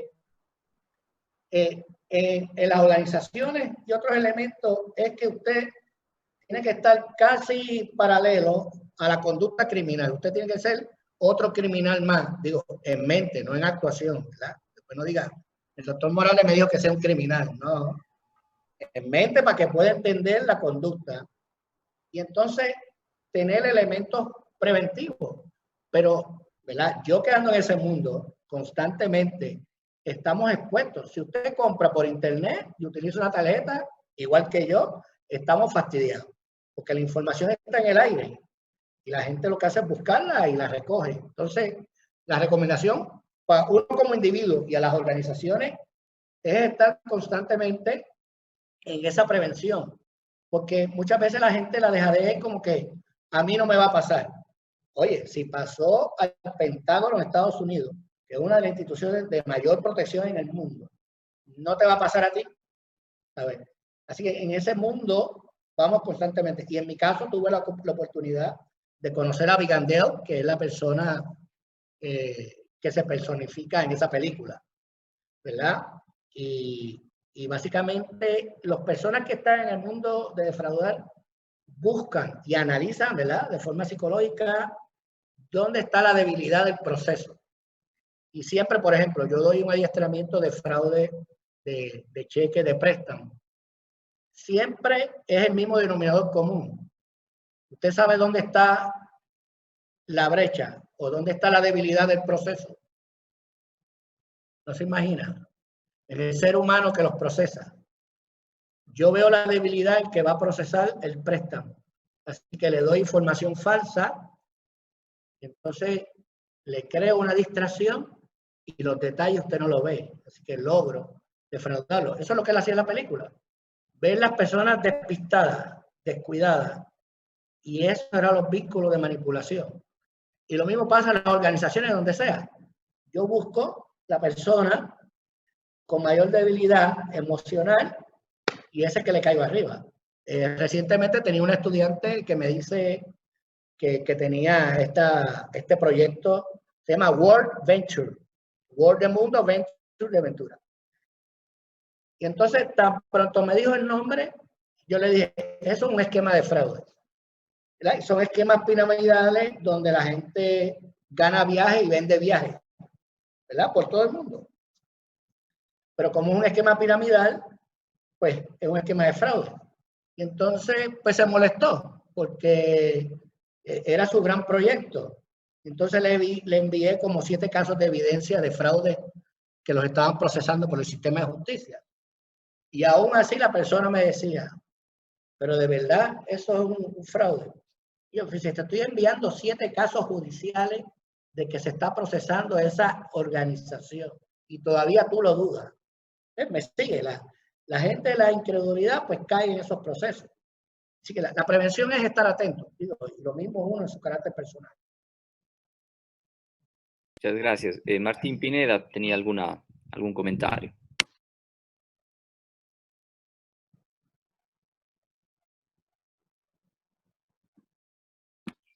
Tal vez con César Vanegas. Buenos días, muchísimas gracias, doctor Juan Peña. Un gusto volver a verlo a los tiempos en este medio, doctor. Muy buenos días con todos. Bien, hubo una parte bastante interesante que me llamó la atención, que el doctor reflejaba en el tema de los rasgos psicológicos de una persona ante el tema de un posible evento conductual.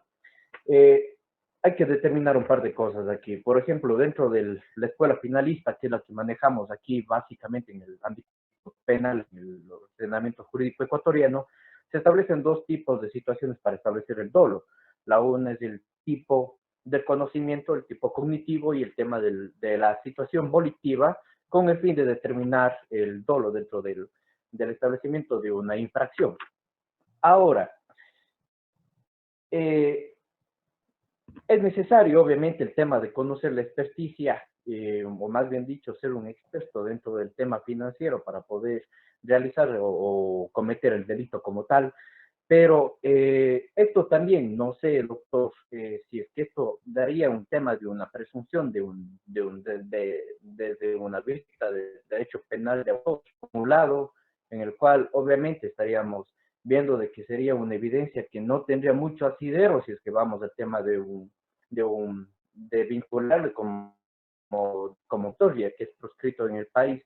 Y segundo, si es que tiene esa conducta como tal, ¿cómo podemos determinar que la conducta fue parte de la voluntad de esta persona? Me refiero a esto porque hay un caso en particular en el Ecuador sobre un tema de venta anticipada de petróleo, o más bien dicho, se concesionó a una empresa petrolera el tema de la explotación, en la cual la postulación ganadora está siendo beneficiada, más bien dicho, fue beneficiada con un rubro superior a lo que se establece dentro del mercado para el tema de pagos de explotación por parte del Estado. Pero no se ha determinado claramente si es que hubo voluntad de quien dio paso al tema de que se haga la contratación con estas postulaciones. Entonces, no sé si es muy importante el tema de determinar y cómo podría usted, desde el ámbito psicológico, determinar de que existió el tema de voluntad dentro de la conducta que ha realizado esta persona. Esa es mi pregunta. Gracias. Bien, pues déjame ver si Si comprendí, pues el audio estaba con un poquito de problema. Recuerde que el aspecto de identificar estas conductas o perfilar es una técnica o una herramienta investigativa. Así que yo no puedo ir a un tribunal, al estrado, en ningún país, y decir, porque yo identifiqué una conducta narcisista en X o Y personas, luego, como esas conductas narcisistas se reflejaron en promover un contrato de X o Y cosas, etcétera, etcétera, etcétera. No, no, no. De la forma que funciona es, en el aspecto conductual, quién tiene la capacidad y el poder de manejar ese contrato. Fulano o fulana de tal, ¿verdad? X o Y. Bien, pues ya podemos establecer que esa es la conducta organizacional. Entonces ahora vamos, dentro de esa conducta organizacional, la conducta contractual. ¿Cuáles son los procedimientos y controles establecidos para brindar esos contratos? ¿Verdad? Si los pasos son 1, 2, 3, 4, 5, que es lo que está establecido administrativamente o por ley, ¿verdad? Dependiendo del gobierno, y usted brincó del paso 1 al paso 3 o al paso 5, pues ya pueden haber violaciones administrativas. Pero de esas violaciones administrativas, que no, la ley no dice que eso es ilegal, ¿verdad? Hay que ver. Pues entonces usted favoreció a un tercero. Y entonces ahí vamos a evaluar la conducta de esos mercados. Por ejemplo, si el petróleo está a $20 el barril y usted le vendió a $5 el barril, pues entonces si en el mercado hay 5 menos, 15 por ejemplo, 15 menos, pues ¿dónde fueron esos 15? Ah, ¿usted se los adjudicó? ¿Usted se los adjudicó a un tercero? ¿O simple fue una ganancia entre ustedes? ¿Verdad? Entonces, todos estos elementos vinculantes a cómo está establecido los procedimientos y lo que dice la ley, hay que verlo en la conducta de cada mercado. Entonces, si usted me dice a mí, bueno, es que yo pues lo compré a 5, no a 20, porque él es mi amigo. El de allá, el de Arabia, es mi amigo. Ah, pues está bien, eso no hay problema. Entonces, ¿qué beneficio tiene usted? ¿Le va a dar algún otro contrato a la persona? Esos son los elementos que se quedan ahí y no son ilegales. Pero yo estoy casi seguro que tiene que haber un elemento para usted beneficiarse sobre eso, o la otra persona beneficiarse, o un tercero. Y eso es lo que yo tengo que buscar, porque nadie da nada por nada, se lo digo. En los años que llevo de experiencia, siempre es lo que hay que buscar, ¿verdad? Hay que investigar quién se va a beneficiar. O va a ser un familiar suyo, o va a ser con trabajo, o le van a regalar un auto. Siempre hay un elemento vinculante en ese favor del otro. Lo que pasa es, ¿verdad?, que lo escondo como parte de los procesos de ese negocio financiero, que es lo que pasa constantemente, ¿verdad?, en casos que uno maneja acá, es que el del gobierno directamente no va a hacer la transacción. Poco probable porque lo van a coger, es bien sencillo.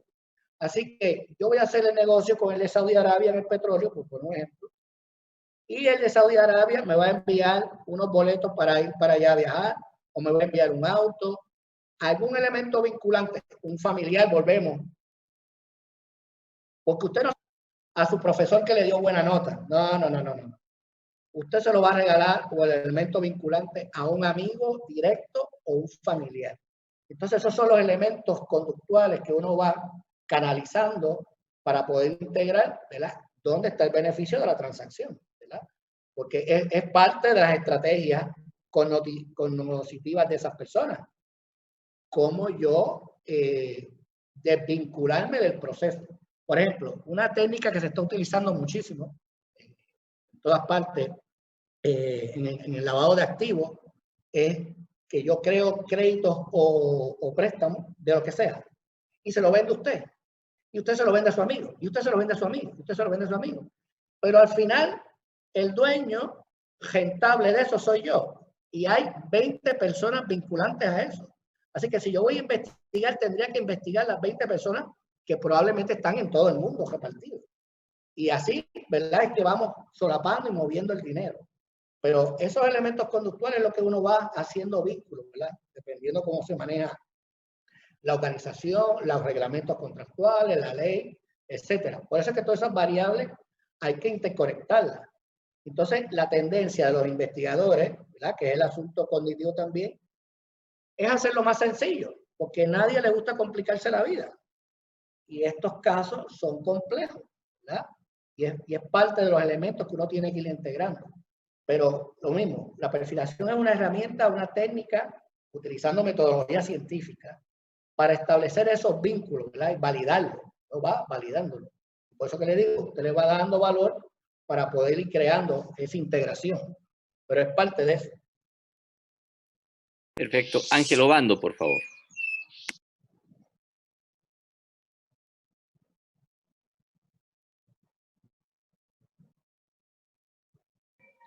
Hola. Ajá. Hola. Hola, muy buenos días. Les saluda Ángel Obando desde Ecuador, la ciudad de Esmeraldas. Un saludo fraterno para el doctor Juan Peña Aguirre y para usted, doctor Morales, y para todos los estudiantes de Derecho, los que están participando de esta videoconferencia. Interesante primeramente su charla, mi estimado doctor, porque nos despeja mucha duda referente al sistema financiero, a los delitos que se cometen comúnmente acá en Ecuador. Por ejemplo, a mí me llamó la atención algunos términos que utilizó, por ejemplo, de la conducta sobre la vinculación directa entre la persona pública o la entidad pública con el empresario privado para poder cometerse los delitos de lavado de activos.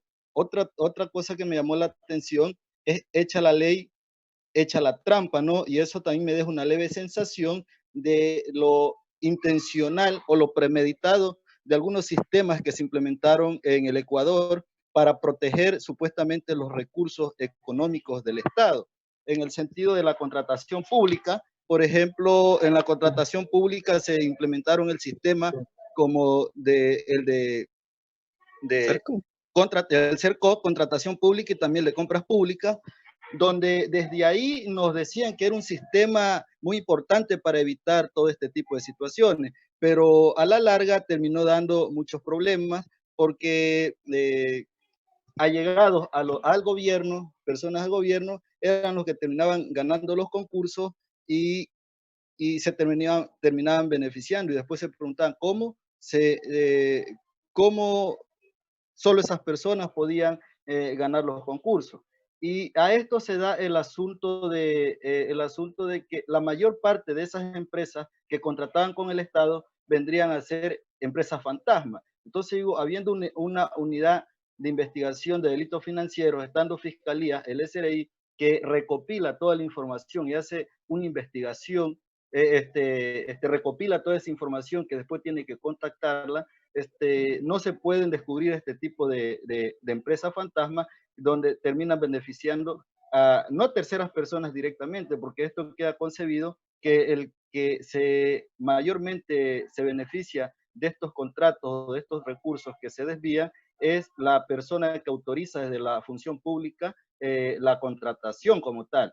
Y yo pienso, no sé si estoy equivocado, que esto viene para llegar al lavado de activo, parte de una conducta concebida del sujeto al enriquecimiento ilícito, y mayor parte va de sujetos políticos o personas que están dentro de la administración pública, mi estimado. Esa era mi inquietud.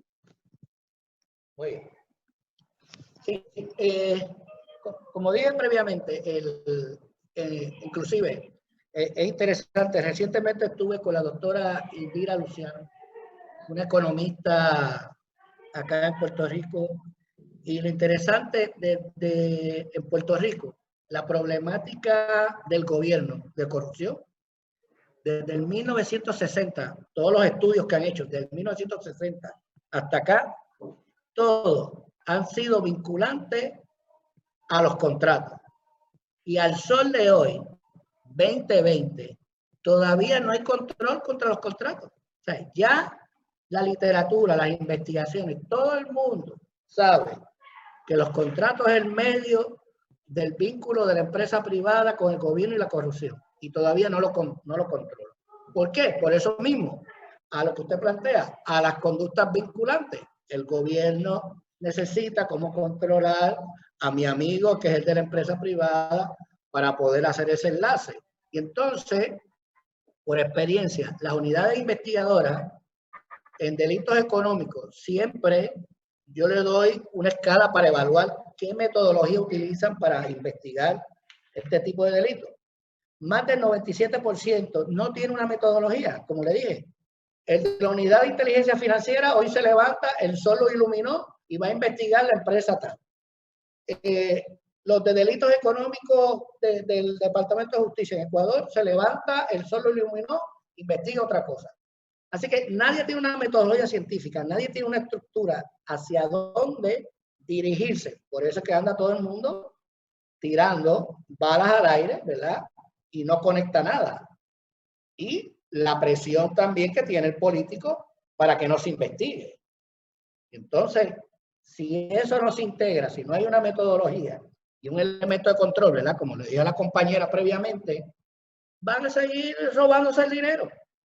Y lo mismo, el sistema financiero, como dijo el compañero de la cooperativa, si no tiene una estructura y unos controles para cuando llegue ese dinero, lo mismo, ¿verdad? Todo el mundo tiene que poner su granito de arena para poder controlar, ¿verdad?, este tipo de delitos. Como le digo, es un poquito más complejo. Muchas gracias. Tenemos dos intervenciones para concluir, de Martín Pineda y José Andrés Pallasco. Buenos días con todos, compañeros. Estimado doctor, mi pregunta va en el siguiente sentido. Aquí en el Ecuador, todas las instituciones financieras pertenecientes a la banca pública y privada tienen como ente, en este caso, regulador a la UAF, la Unidad de Análisis Financiero. Sin embargo, mi pregunta va en el siguiente sentido. Bueno, para el tema de lavado de activos, para, no sé, tal vez cancelaciones de operación o simplemente para transacciones, se toma en cuenta como monto mínimo $5,000. Es decir, toda persona que realice un movimiento en su cuenta de un monto de $5,000 tiene ya, en este caso, que justificar de dónde provienen los fondos. En este caso particular, bueno, lo hacen a veces a través de declaración juramentada. Mi pregunta es, de su experiencia, ¿cuál sería el análisis que debería de realizar la institución financiera para lograr un poco frenar este lavado de activos que lastimosamente sí se produce? Porque, bueno, desde mi criterio y como ustedes también lo podrán compartir como abogados, considero que una declaración juramentada la puede realizar cualquiera y tampoco uno se necesita presentar alguna documentación de respaldo y tampoco se está justificando el fin que viene a ser el control de dónde provienen estos fondos.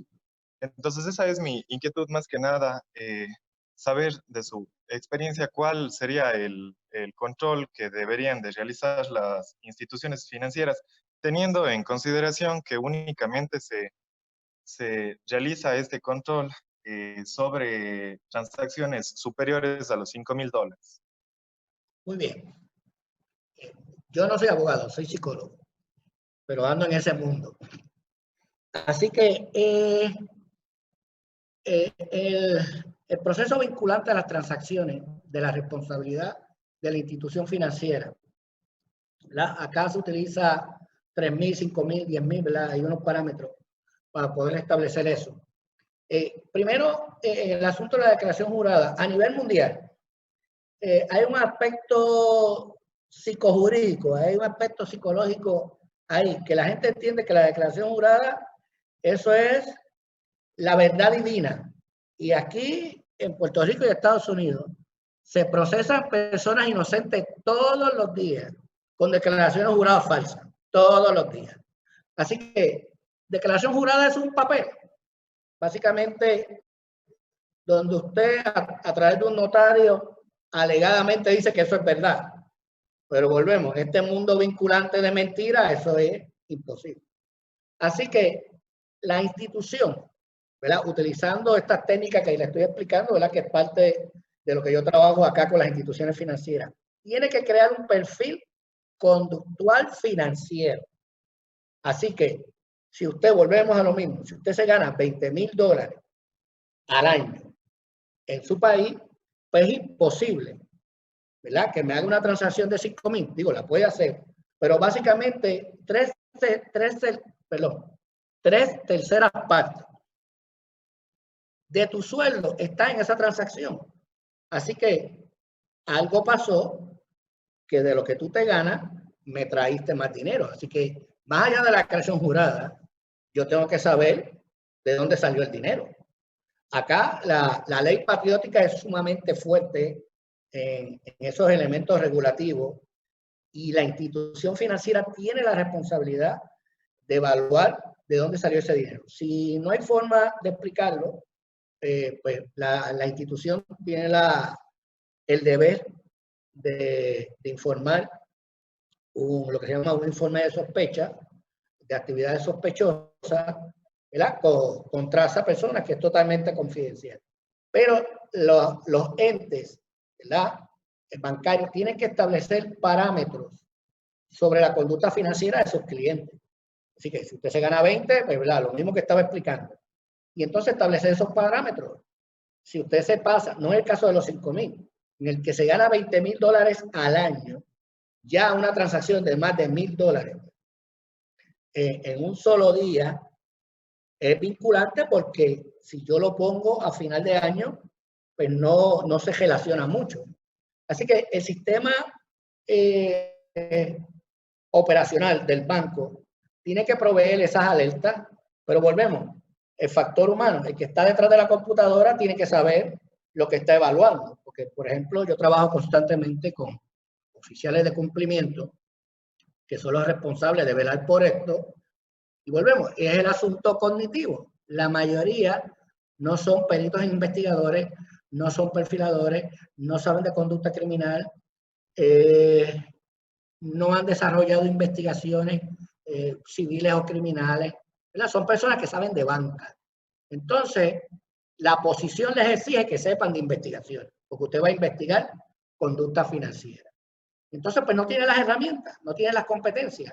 Entonces, por eso es que usted ve constantemente, pasa en Puerto Rico, en Latinoamérica, el asunto del lavado de dinero en las distintas instituciones, porque es que hay que crear competencia, hay que crear nuevos estilos y hay que establecer perfiles conductuales financieros, ¿verdad?, en sus sistemas operacionales. Y la gran mayoría, ¿verdad?, porque conozco bien los sistemas, la gran mayoría hace lo que los demás hacen, sin haber un vínculo de análisis científico de cómo realizar esas operaciones. Si cada institución tiene que velar por las conductas financieras de ellos. Inclusive, puede haber un banco en Ecuador que tenga, o sea, sus transacciones van a ser totalmente distintas a la sucursal que está en Cuenca. Porque Cuenca es más pequeño. El movimiento de negocio en Cuenca es más pequeño, así que es imposible que usted tenga los mismos controles en Cuenca y en Quito en una institución financiera. Y yo le apuesto mi sueldo que básicamente eso es lo que están haciendo, ¿verdad? Porque lo generaliza.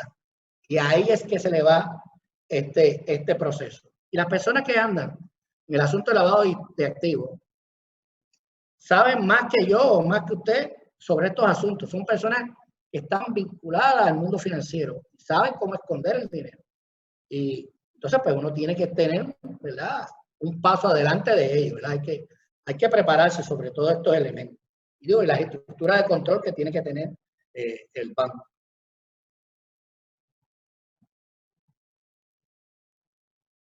Perfecto. El señor Pallasco, por favor. Bueno, buenos días, doctor.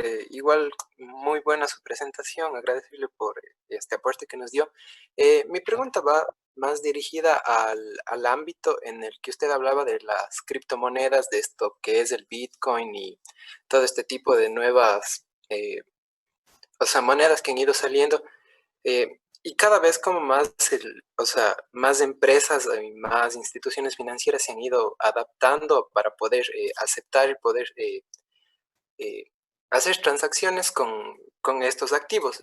Mi pregunta es, ¿cree usted que el Estado debería intervenir o de alguna manera respaldar el valor de estas criptomonedas para poder como que evitar que mediante el anonimato que estas nos dan al momento de realizar las transacciones se pueda causar el fraude? Usted dice controlar las instituciones que dan estos servicios. Sí, o sea, que se debería poner algún tipo de control a este tipo de transacciones, porque sabemos que no están atadas a nada. El valor de estas puede ir subiendo y bajando, pueden ser, las transacciones de estas no tienen seguimiento alguno.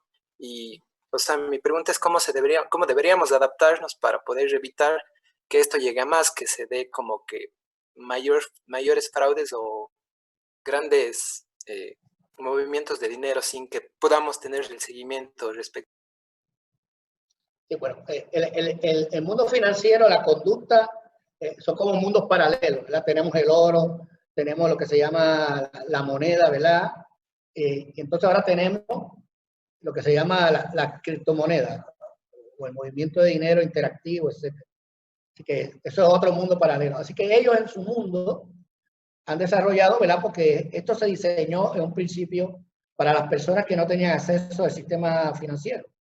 Es como todo. Yo le decía a un agente de narcóticos, bueno, las bolsitas de sello se utilizan para guardar cosas y conservarlas, no para echar drogas, pero en el mundo del narcotráfico la utilizan para eso.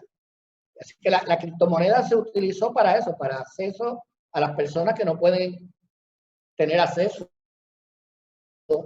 bancario, tarjeta, etc.